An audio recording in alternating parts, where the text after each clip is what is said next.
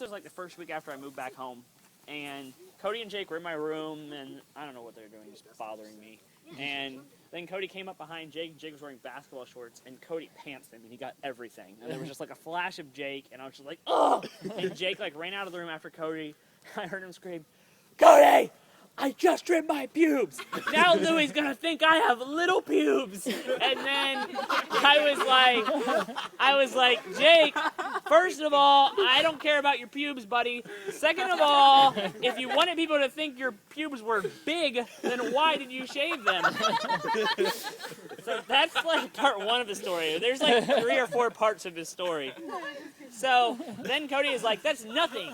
You should hear Jake's other pube story with Dad. And I was like, with Dad? So apparently a few weeks before that, this is my 17-year-old brother is the one telling me this, and then my 15-year-old brother is the one that's all about. And so Jake decided to trim his pubes, and he went into my parents' bathroom, and the best thing he could find was my dad's nose hair clippers.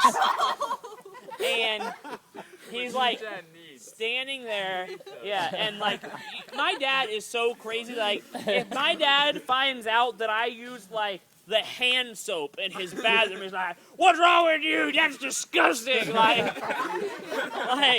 so this would just be insane. I don't know what he probably would have stabbed Jake in the heart with his nose hair clippers if he caught him. So he grounded Cody the other day because Cody had your dad's hairbrush in his car. Yeah, and so Jake is like sitting there trimming his food in my parents' bathroom. And he hears my dad coming up the stairs. So he like throws the nose hair clippers in the drawer, and as my dad's opening the door, Jake just like is ripping up his pants. He's just standing there, and my dad just walks in, and I can only imagine how uncomfortable it was. And my dad just stands there, and he sees Jake, and Jake's like this, and then it's a crystal white tile floor with a pile of Jake's pubes, and Jake is sitting there like this, and my dad is just like, what are you doing, Jake? And Jake was just like, giving myself a haircut. And then my dad was like, where? And Jake was just like, down there. And then my dad just started screaming, boys, don't do that! Jake, boys, do not do that! And then Jake didn't know what to do, so he's just like, I'm sorry, I didn't know. And so that's part 2 of the story. So that's when I like caught up with it. Then me and Cody started posting it on Facebook, the quote and stuff like that, and buzz started going about this boys don't do that thing. And my mom heard about it a little bit, but she didn't know the story. So she got my dad to tell her, and he was like, just ask Jake about it. And my mom, you know how sweet and kind my mom is, and how out of character it would be for her to do anything mean to someone. Yeah. Well, she made my life. Like, this is probably my favorite thing my mom's ever done. And she called Jake into her room one night and, like, did that whole thing where, like, you think you're in trouble, where she was like, Jake, come on in here. And then she was like, shut the door.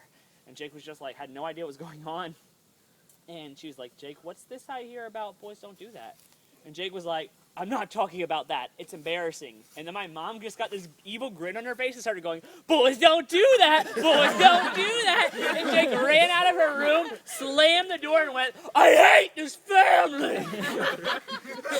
All right. Now on to the final part, part 4. Even later, like, you kept hearing people talk about it and stuff like that. People would be like, oh, boys don't do that, Jake. Boys don't do that. Well, my dad had me take his truck and fill it up with gas, and we took it to Rick's. And we're in Rick's, and I'm getting gas, and Jake walks up, and I'm paying with my dad's card, and Jake puts chapstick on the thing. And I'm like, Jake, no. And Jake was like, yes, I need it. And I was like, fine, Jake, whatever. The guy at the register, who I've seen like once in my life, goes, no, Jake, boys don't do that. And we all just looked at each other and started laughing, and Jake was just kind of like, how does he know? And then the grown woman in the back of the store that works there, who none of us have ever seen in our lives, is like, that's him? Boys don't do that! Boys don't do that! And Jake was just like, ugh. And now, like, Literally, like Jake will be walking around and people he's never seen will be like, boys, don't do that. And he just like walks away with his head down. Even Alexis, Brian's daughter, will walk up to Jake and be like, Jake, boys, don't do that.